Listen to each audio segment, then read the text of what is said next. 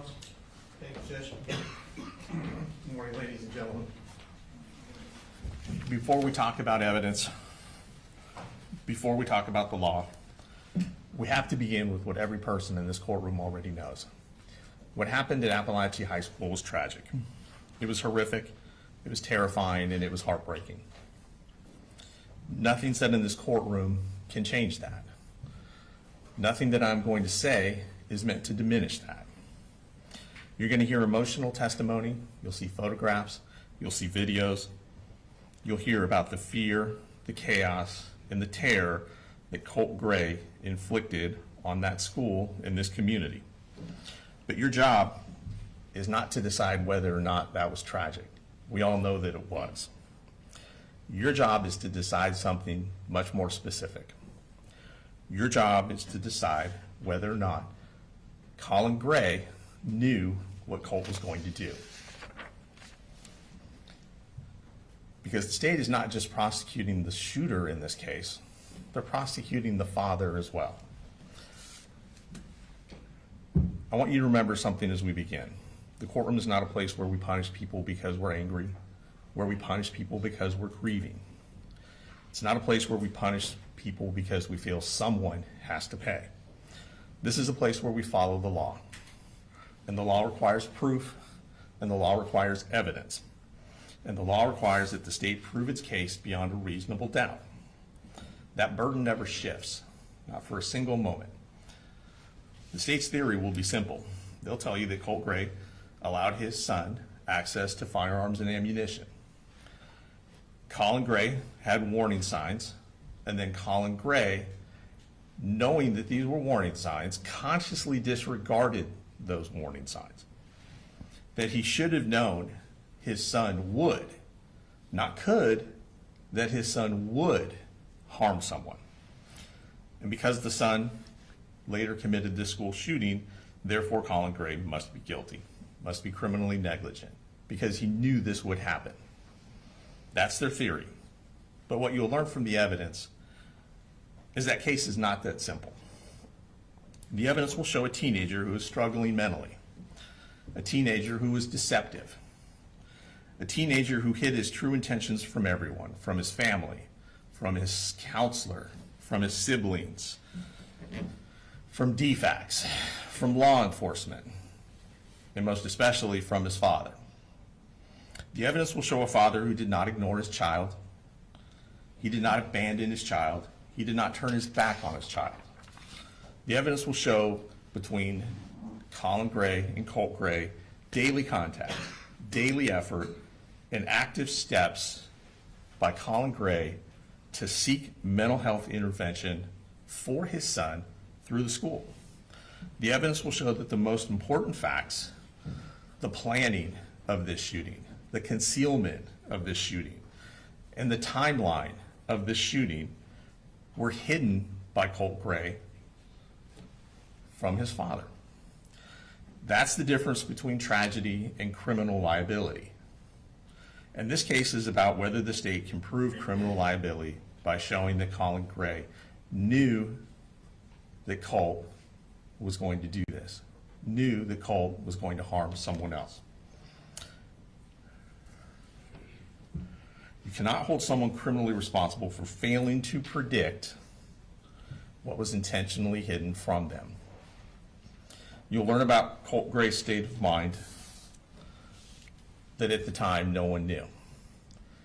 You will learn that months before the shooting, Colt had notes hidden on his cell phone from April of 2024, private notes that appear to be the planning stages of this shooting. Those notes were not known to Colin Gray. Those notes were not shared with Colin Gray. There's no evidence of that. You will learn something else. The plans reflected in those notes show that the shooting was initially planned for February of 2025 to coincide with the anniversary of the Parkland High School shooting committed by Nicholas Cruz. The plan reflected in those notes was that that time was going to be when the shooting happened, not in September of 2024. Something changed. The evidence will suggest and support that Colt accelerated his plan. And there's evidence suggesting that that acceleration was tied to the fact that Colin Gray was actively seeking mental health treatment for his son through the school at that time. There are emails to the counselor. There was paperwork he filled out. There was already in motion, already in place, an appointment for Colt to meet with the counselor and to meet with the mental health specialist the very next day, September 5th.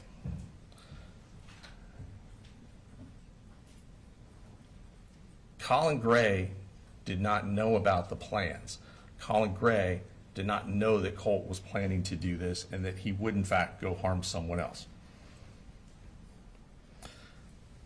The behavior that Colt exhibits, the behavior that you'll find from his notes in his cell phone, from his text messages, show that he was actively keeping this information from others, from law enforcement, from DFACs, from counselors, from professionals who know to look for these signs, and most especially from his dad.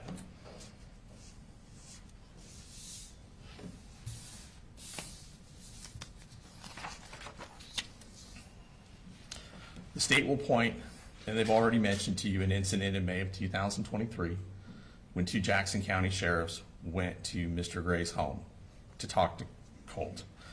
Fortunately, this interaction is on body-worn camera video, so you'll get to see the whole episode. You will see that Colin Gray is cooperative. You'll see that he brings his son out. He tells the officers that he takes this kind of thing seriously. He tells the officers, you tell me that he did it and those guns are gone today. That is on video. That is undeniable. But the officers don't tell him that. The officers say that they're not sure that it was him that made the threat. He tells the officers that he has a gun in the home. He says that he has a son who is somewhat isolated, who's on the computer a lot. He says that when he was young, he used to enjoy hunting with his father, that they would go deer hunting. And so he was introducing Colt to deer hunting, that they had gone out a year before. Colt had killed his first deer, that the gun that they had was for deer hunting. The gun was to get him outside, which the officer in the video approves of. Get him away from the computers, that's good. But Colin tells the officers, if you think this is him, tell me, because those guns are gone today.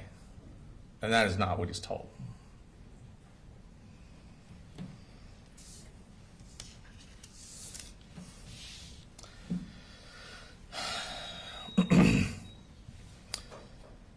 It shows that Colin, had he known, would have removed those guns, but he didn't. Let's talk about what Colin actually did, because this case is being framed as if Colin Gray didn't do anything. The evidence will show the opposite. You will hear that when the family transitioned schools, it was Colin Gray who registered Colt. You will hear that Colin Gray worked full-time, was raising 3 kids on his own, due to the kids' mother's addiction problems, due to DFAC saying that she was not allowed to have unsupervised contact with him, due to the courts in Barrow County saying she was not even allowed in the same county where these kids lived. Colin was doing everything. Colin is the one that filled out the counseling referral forms. Colin is the one that communicated with the school counselor. Colin's the one who discussed the evaluation. Colin was the one who was coordinating mental health services through the school. Colin is the one that filled out the paperwork to get the assessment done on September the 5th. You'll hear that the school had arranged, and it had already been taken care of, that Colin had completed everything he needed to for the assessment. You're going to hear from the grandmother who says that they wanted to take him to Advantage Behavioral in Athens, that it was urgent. This comes out after the shooting. The grandmother will also tell you she had absolutely no idea that Colt had any interest in Nicholas Cruz or school shootings in general until after the shooting happened and they were making the 4.5-hour trip from Fitzgerald, her and her daughter Marcy, at which point Marcy said, well, Colt does like this school shooter named Nicholas Cruz. That's the first time that you hear Debbie learns any of that. You're going to see text messages from Debbie in August and September of 2024 when she says that they were so strongly trying to get him into a facility. What you're not going to see in those text messages is any urgency on Debbie's part. You're not going to see anything from Debbie saying, get the guns out of the house. You're not going to say anything from Debbie saying, I'm worried about Colt, we need to get him there today. Nothing. They don't talk about it at all. Debbie doesn't mention it one bit. Now, she mentions it in hindsight after the fact, and Marcy does the same thing. Who is Colin Gray? He's a working father raising 3 kids by himself. He had responsibilities, he had a job, he had a family to keep afloat. He had 2 other kids besides Colt. He was involved. You'll see his text messages to his children. You'll see his text messages to Colt. This is not a parent who's turning his back on what's going on right in front of him. Let's talk about what you're not going to hear. Because sometimes what you don't hear in a case like this is just important as what you do. Sometimes the absence of evidence tells you more than the evidence itself. You will not hear a text message where Colt says to his dad, I'm going to shoot a school. I'm bringing a gun tomorrow. I have a plan. I'm going to hurt someone. You won't see a single message like that. You will not hear that Colt ever told his father about the notes on his iPhone. You will not hear that Colt ever showed his father a plan. You will not hear that Colt told his father he was accelerating the plan. You will not hear that anyone called Colin Gray and said, your son is about to commit a shooting. You will not hear that law enforcement told him, your son made a credible threat. You will not hear a school official warn him his mental health treatment is imminent. He needs to see someone today. You will not hear anyone from DFACS told him, we have serious concerns that he's violent, that he's going to hurt someone else. You will not hear anyone say that they contacted the police on September 3rd and said there's a school shooting about to happen. You will not hear that Colin Gray encouraged violence. You will not hear that he glorified violence. You will not hear that he dismissed a specific credible threat. In fact, you'll hear something entirely different. You'll hear that Colt suffered from anxiety. You'll hear that Colt suffered from depression. You'll hear about his panic attacks. You'll hear that he didn't like going to school. These are serious issues, but these are not the same as homicidal ideations. These are not the same as suicidal ideations. These are not the same thing as proof of a probable school shooting. The state will ask you to connect dots after the fact using hindsight. Dots that became visible only after the shooting itself. But what you will not hear is evidence that at the time, Colin had sufficient warning that this outcome was probable. Not imaginable, not possible, but probable. That Colin knew that his son would harm someone else. You'll hear testimony from Colt Gray's counselor. And that's important because it gives you a professional's perspective on what was going on with Colt in the weeks leading up to the shooting. You will hear that Colt presented as a student suffering from anxiety and emotional instability, panic symptoms, and inability to function in class. And you'll hear something very important. You will hear that even the school counselor, a professional trained, did not perceive Colt as a threat. She described him as nice, respectful. That matters, because if a trained counselor did not perceive the imminent violence, then it's unreasonable to claim that the father should have seen it himself. You'll also hear testimony from her about how the father did in fact take steps to get him mental health treatment. The father was in communication with the counselor. The father submitted the paperwork. The father completed the referral, and the father was pursuing intervention. You'll hear the therapist was essentially scheduled to meet with Colt the very next day. The father was not ignoring the problem. Colin Gray was acting. They want you to hold him responsible because they don't think he was acting fast enough. You'll hear from his daughter, Colt's sister, Jenny Gray. Her testimony will corroborate the concealment that Colt was perpetrating on his family, on his dad. She'll testify that Colt was secretive, that he was constantly deleting and opening new accounts on Discord to avoid detection, that he was using usernames that were combinations of alphanumeric combinations. You'll find that he would not discuss, based on the statement that Jenny gave on September 4th of 2024, that he would not discuss school shootings or school shooters in front of his father. You will hear on the morning of the shooting, Colin Gray had already left home. You will hear that Colt, when he did discuss school shooters with Jenny, made her promise not to tell his dad. You'll hear that that morning on September the 4th, Colin Gray got up and took his youngest son, Colin Jr., to school, that he left before Jenny and Colt did to catch the bus. You will hear that Colt had to go and find the gun because it wasn't in his room, that he had to find the ammunition that wasn't in his room, and that he had to put them in his backpack, and that he had to conceal the rifle that stuck out of his backpack 18 to 24 inches with a poster board. And he put a hat on top of it. It proves concealment, it proves independent action, and that matters because it's consistent with what Colt had done the whole time, which was conceal this plan from his father. Remember, the state says that he knew.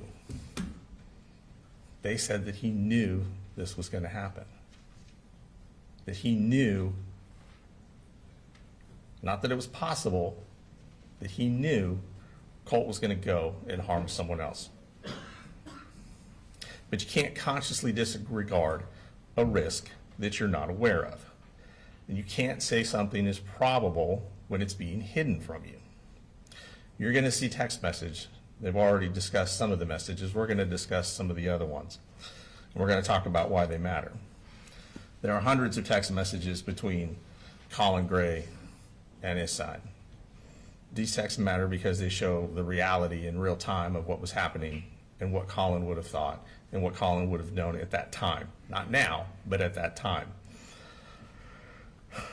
They also show what Colt chose not to disclose.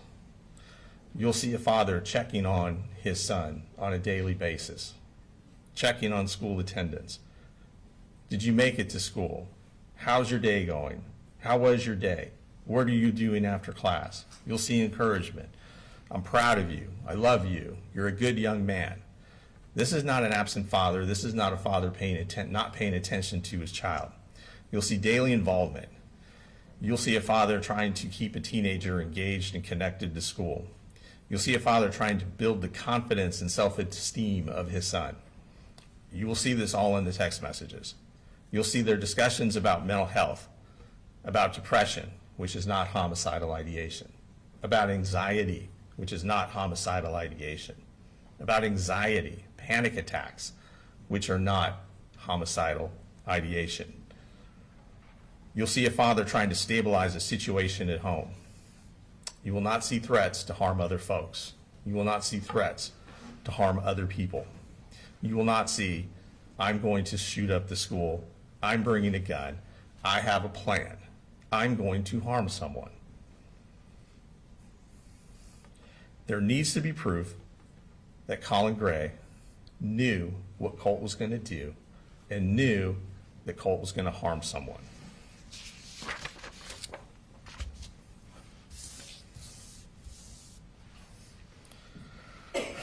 The text messages show something else as well. They show that Colt was capable of living a double life.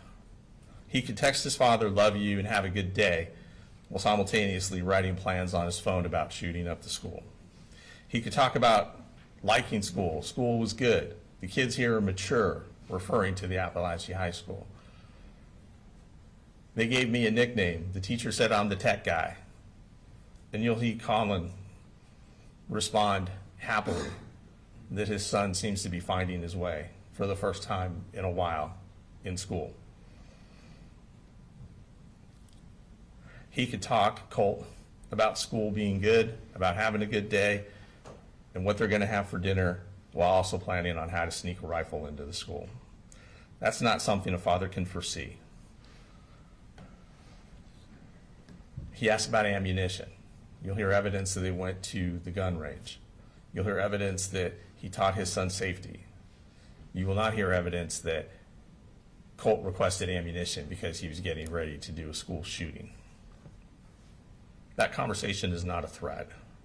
There's no mention of harming anyone else. There's no talk of a timeline. The state's going to ask you to interpret these ordinary messages with extraordinary hindsight. But the law does not allow hindsight convictions. You're tasked with determining what Colin Gray knew in the months leading up to the shooting. It requires proof of what he specifically knew at that time. You'll hear from the mother, Marcy Gray. She'll try to convince you that she warned everyone and no one listened. The evidence will show that she did not share the most important information she knew about Colt with Colin. You've already heard their relationship was not smooth.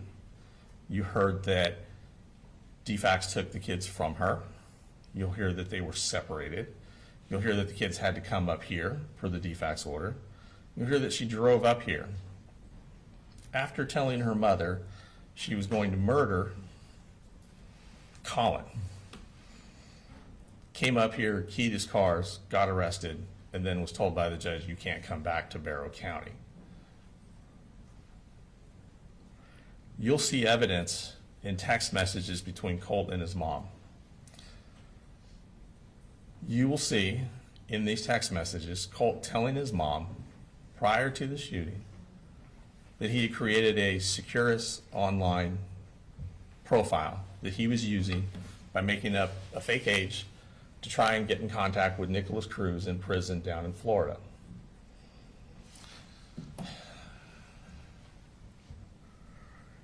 He will text her that he had emailed Nicholas Cruz a couple times, and he'd even put money on his commissary. Marcy's response is to ask him where he got the money. And he tells Marcy in a text message, I told Dad it was to buy a video game on Steam. To which Marcy responds with a laughing out loud emoji. Marcy knew that he had this interest in Nicholas Cruz, but she did not share it with Colin. Immediately after this conversation, you will not see a text message from Marcy to Colin say, hey, did you know he's been emailing a mass murderer in Florida? Did you know that he put money on this mass murderer's commissary account that he told you was for a video game? She doesn't share any of that with Colin. She keeps that to herself.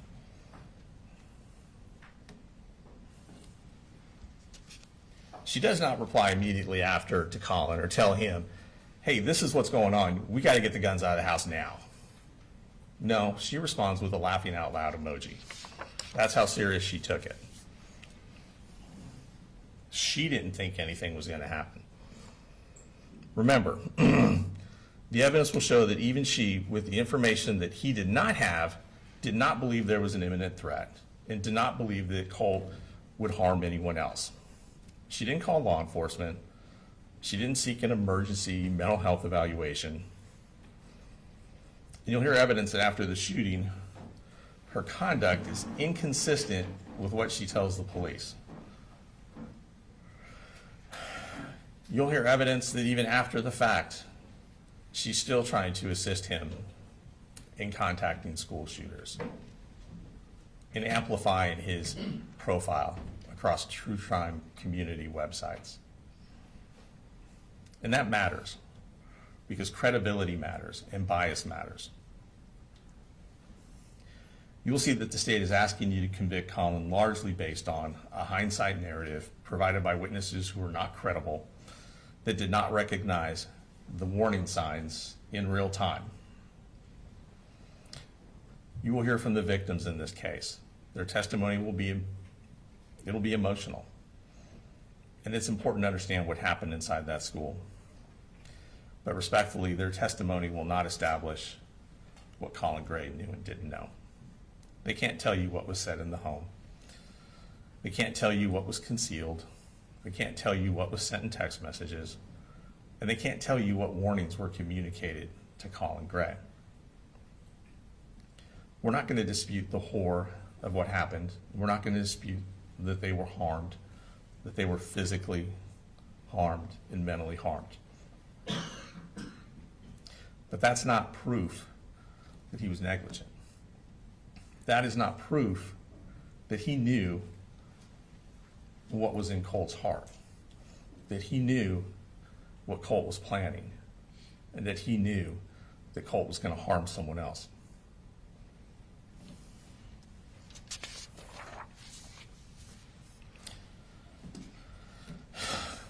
The law doesn't punish what is possible.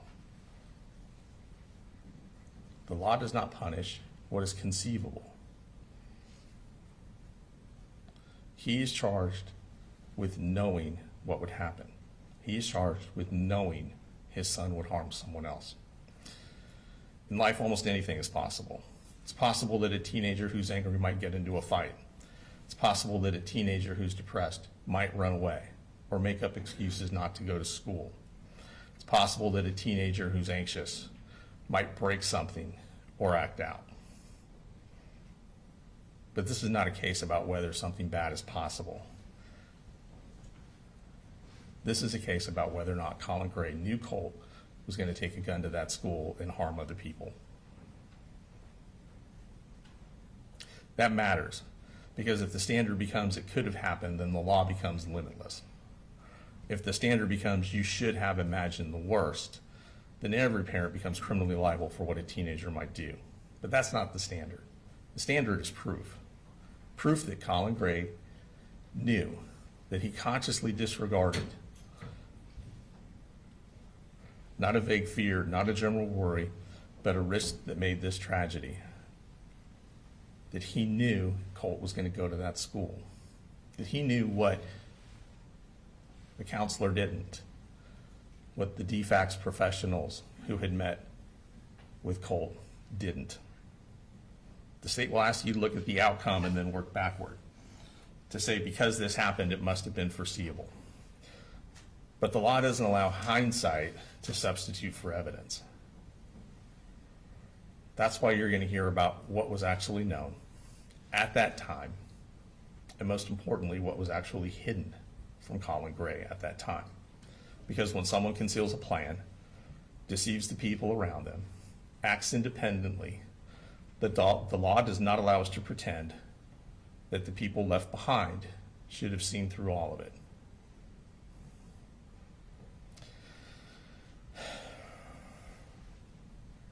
They're going to say that common sense means you should have seen this coming.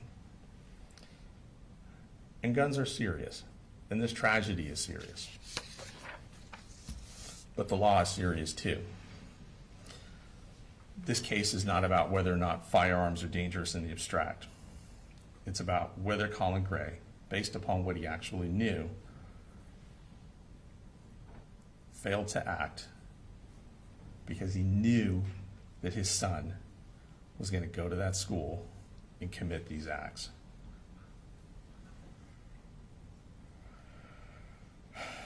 In a case like this, there's a natural human instinct.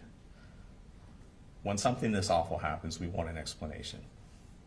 We want someone to blame. We want a story that makes sense so that we can take steps to make sure something like this never happens again.